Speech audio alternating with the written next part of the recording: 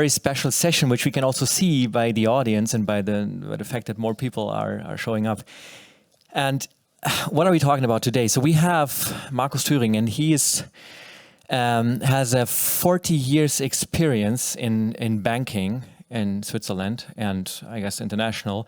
And Markus has done one thing right that we should all do more often: learn from failures. Because the only way we can learn and improve is when we get out of our comfort zone and then we look at the failures.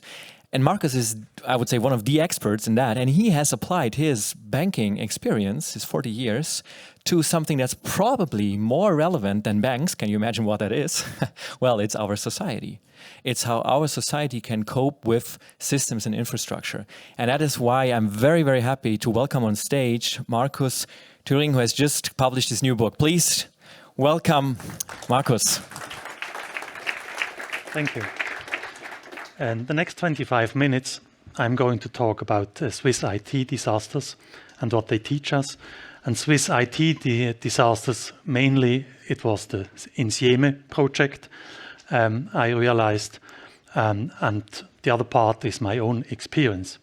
Let me give you some little background information about myself. 65 years old, retired, living near Thüring, married, 3 adult children. As he said, 40 plus years of experience.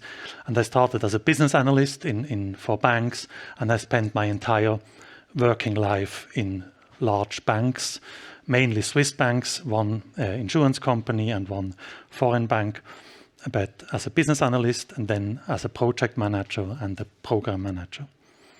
Retired, but still active as an author.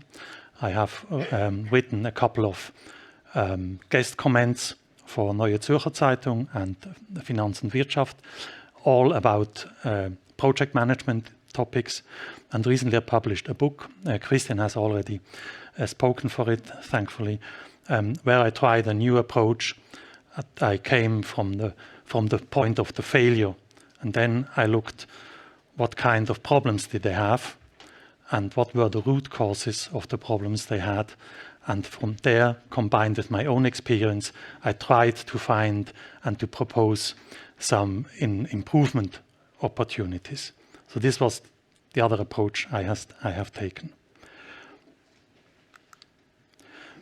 So Christian and myself, we asked ourselves, is it possible to transfer Insieme findings from this failed project to IT security projects?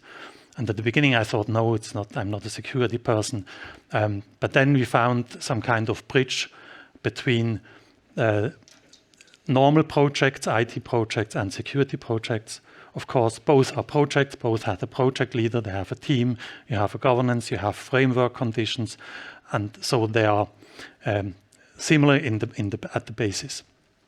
So we thought, yes, there is a bridge between these kind of areas. And this also leads to the goals of my presentation.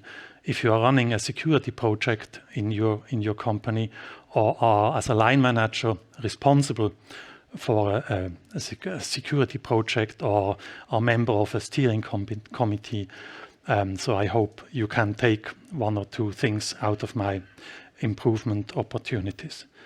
And same as Sven Fassbender this morning, I have 2 important disclaimers to make. One is the easier one. It's my personal opinion after these long years in project management. So I didn't have a scientific approach, neither here nor for my book. The second one is more important. I would warn and to prevent from false reverse conclusions. So if you follow all my recommendations, I cannot give you a guarantee that your next project will succeed. This is because IT projects are too complex and they are unique. They are the first time. They have unique obstacles to overcome. So there is no guarantee for success after this. What I'm going to talk about, project leadership, one of the main reasons, in my opinion, connected to unsuitable project organizations. I talk about governance, the second part, connected to risk assessment, risk management. And the third large part is supervision and control. and at the end, if I have enough time, about system complexity and how to reduce complexity. So the Insieme project, just to give you some key information about it, the goal of the Insieme project was to harmonize the platform. They had a couple of old applications in place they wanted to replace by a new one. In parallel, they had a reorganization project, the Nove IT, I think it was the name. And then also in parallel was the project for the new VAT, the value-added tax application. At the end, in September, 10 years ago, Evelyn Widmer-Schlumpf, she stopped the project after 12 years and 116 million Swiss francs at the expense of the taxpayer. So from my point of view, when I saw the media coverage and the investigation report 1 year afterwards, I thought all the projects, all the problems, apart from one single problem, I have seen in the banks as well. So problem A in the bank X and problem B in the other bank. So they were well known. So I thought maybe there is a systematic failure in how we handle projects. Maybe we pay attention to the wrong priorities in project management. The other basis for my work was the Chaos Report by the Standish Group. Since 1949, they provide a yearly report about challenged projects, successful projects, and failed projects.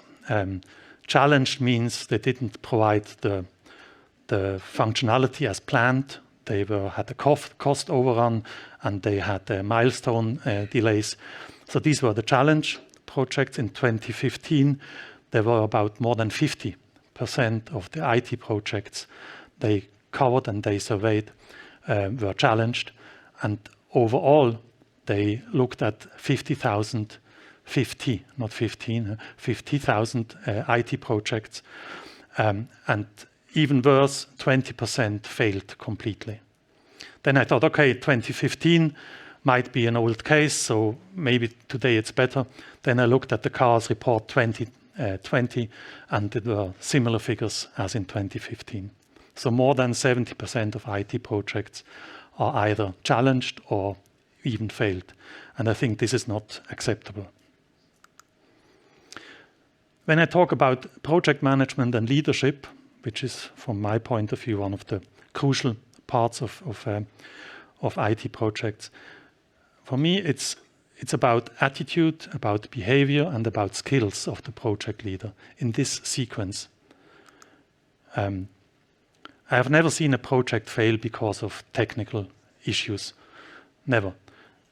All the projects I have seen which failed was about the project leader, the wrong person at the wrong place, or the governance with steering committees who didn't do their work as they should have, or they were in the wrong structures, or a combination of both.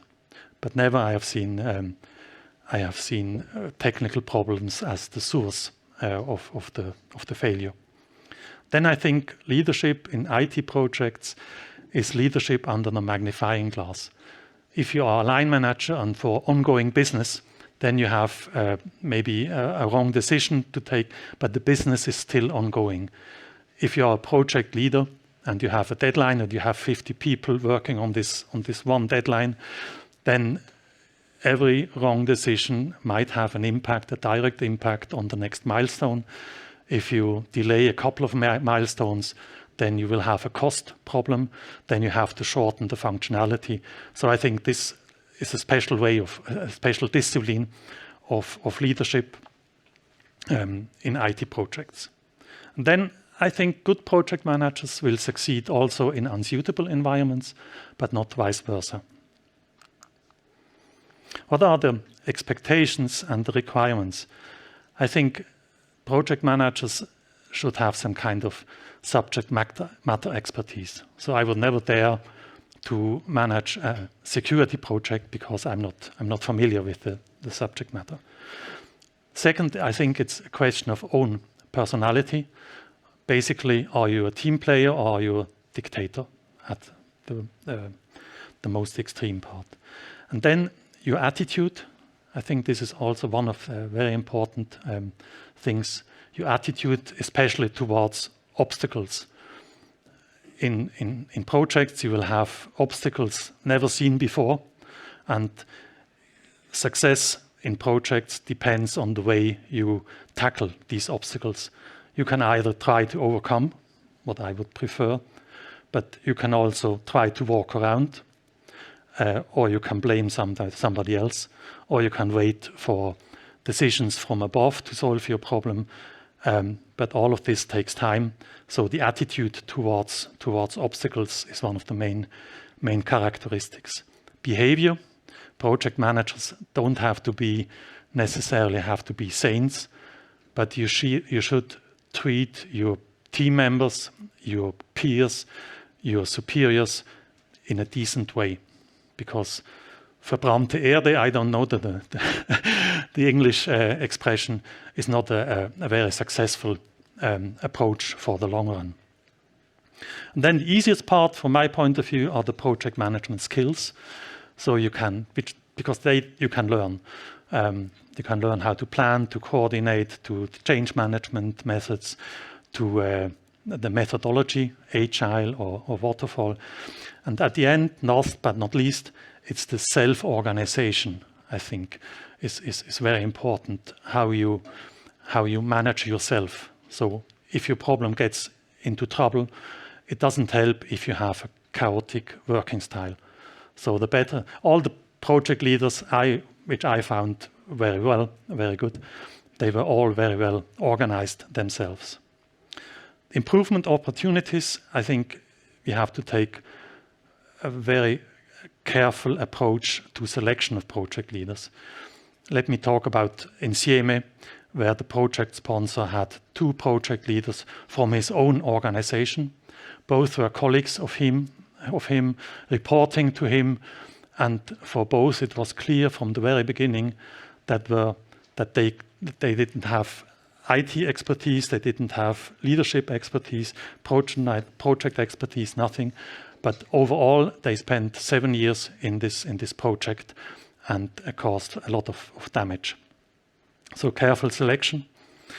Then personal experience from my view, if I have had new team members, after 3 months probation period, I had to take a yes/no decision. And if I was not secure in my decision, the answer was no. Because I realized, after bad experience, of course, I realized that if I'm not sure after 3 months, I won't be sure after 3 years either. And in the meantime, it's a lot of suffering on both sides. Then systematic training, education, of course, for the project management skills.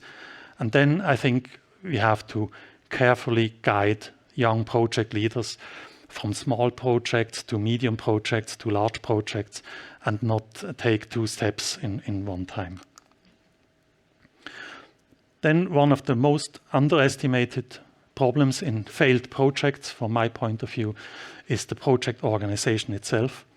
When I look at failed projects, it is some kind of common thread through failed projects, the unsuitable project organization.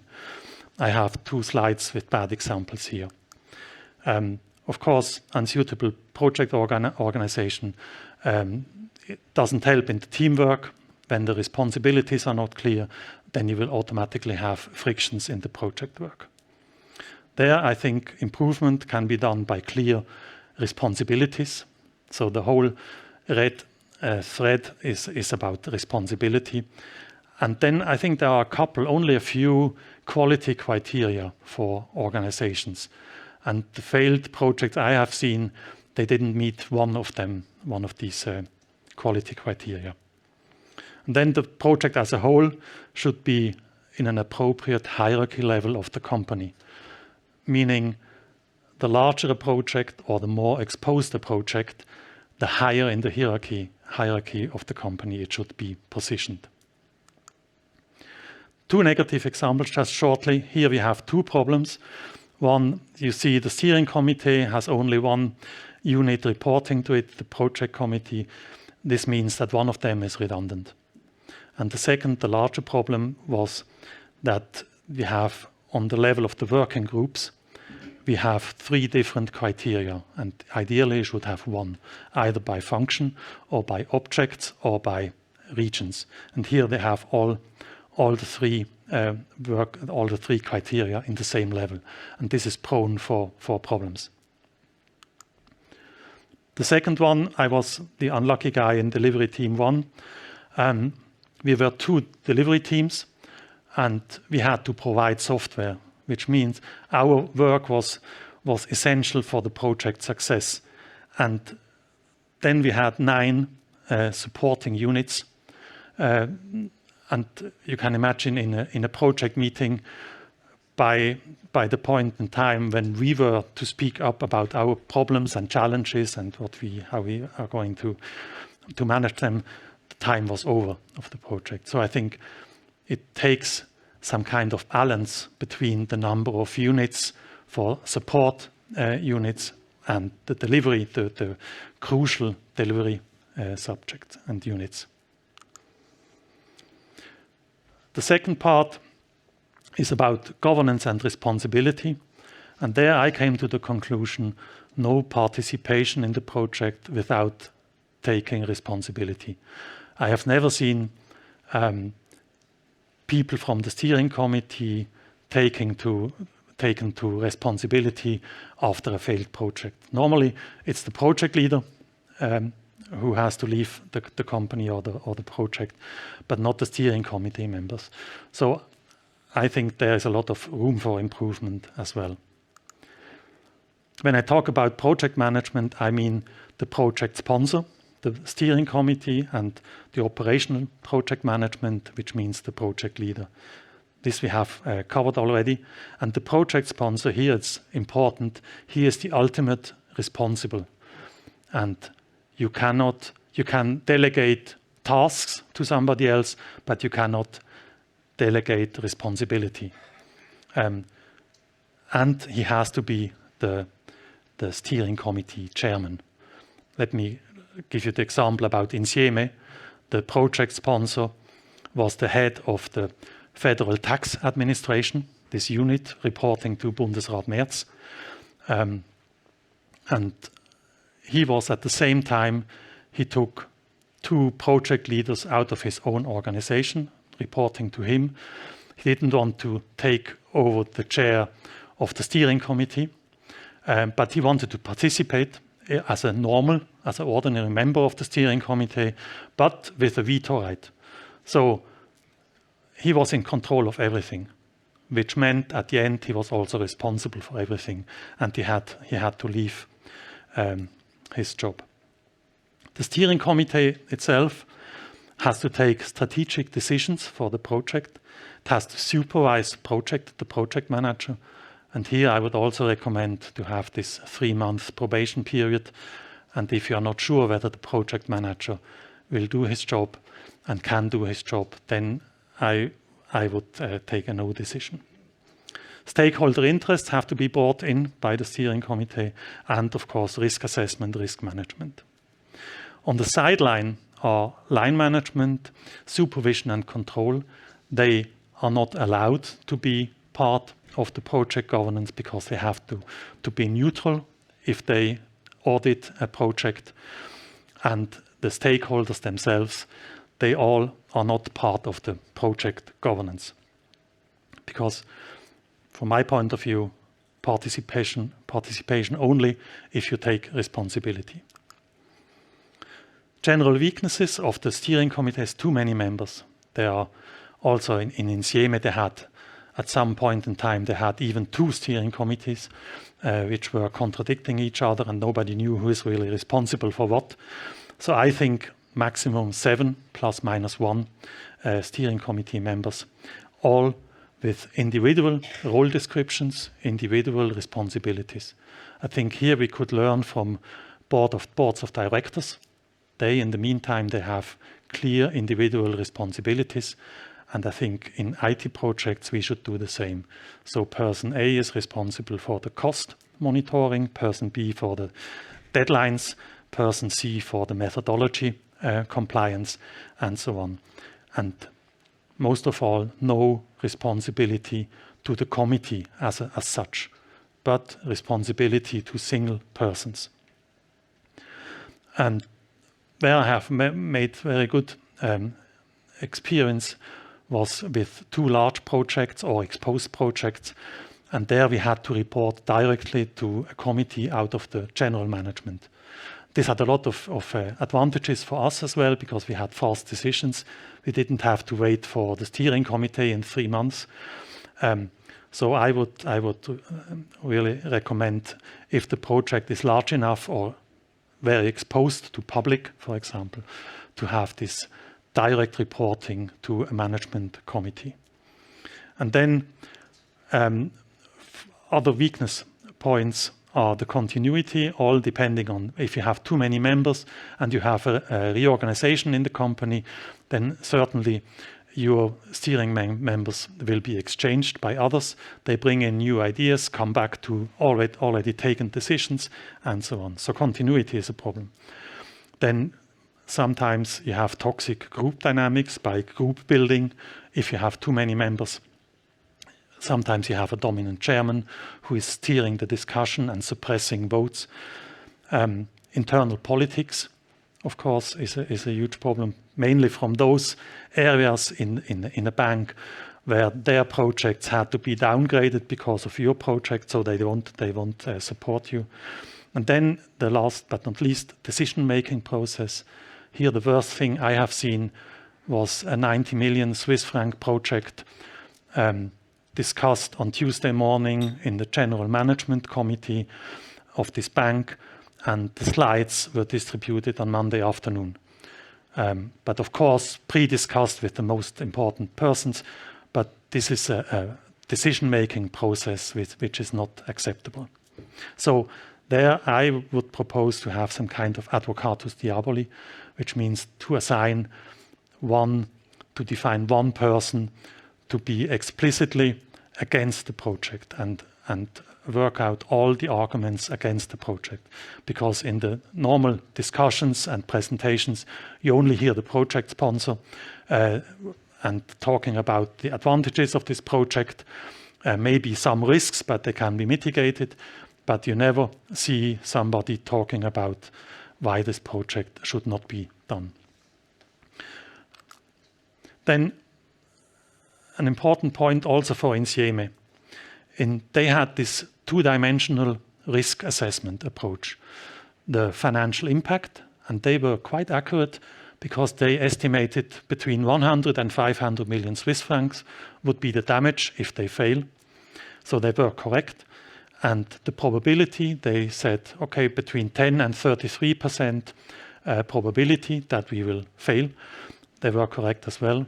But I have seen this in the investigation report of the parliament, that they didn't consider the 3rd dimension, the significance of the project. And significant doesn't mean necessarily only financial impact, but it can be you have a litigation risk if you are too late for a new regulation with your project. You can have opportunity cost as well, and you can have frustrated people, key people leaving the company. So this all makes part of the risk cube and the risk assessment. So if they would have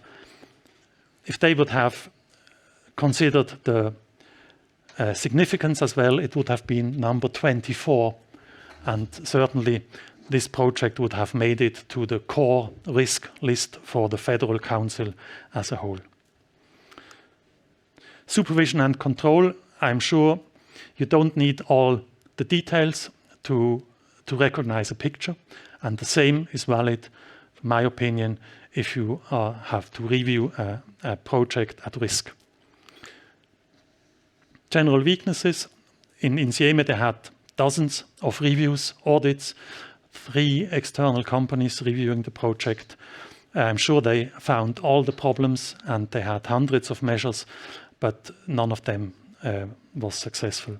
Status orange, I would propose to have only 2 colors, red or green, because I'm sure if I would make a survey in a large Swiss bank, 80% or more of the status colors would be orange, because this is save your back color.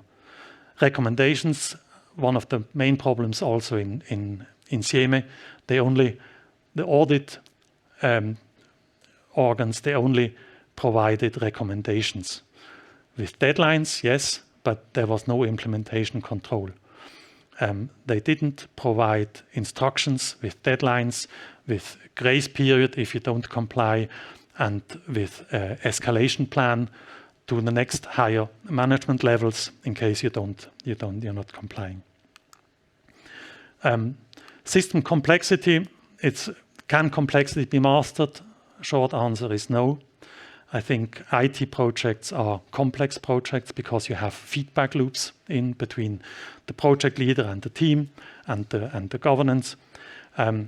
So what I learned today in security project, very small details can have a huge impact if you miss them. I've tried to develop this further in the Pareto systems analysis, where I tried to make a chart with in Sieme project. If you try to find those elements in the participants and in the problems and in the framework conditions, those elements which have a higher leverage effect, and you concentrate your measures on these elements with the higher leverage effect, then I think with 3 measures in Sieme could have been saved, replacing the project leader immediately, taking the project to a level higher, to the Federal Council, and 3rd, instructions and not only recommendations, and implementation control and escalation plan. So the summary and the takeaways. Project leader is the core of the project, and I think projects stand or fall with the project leader. So selection of the project leader is key, and he has to provide a suitable project organization. The governance, I think maximum 7 members plus minus 1, and this risk assessment with 3 dimensions, and supervision and control, the final part, instructions and escalation plan. And I have realized this in a bank where I worked for, and they had it, and this worked. So there I'm at the end of my presentation. Thank you. Thank you. Thank you, Markus. Very interesting summaries, and I guess we can all learn a lot from these observations.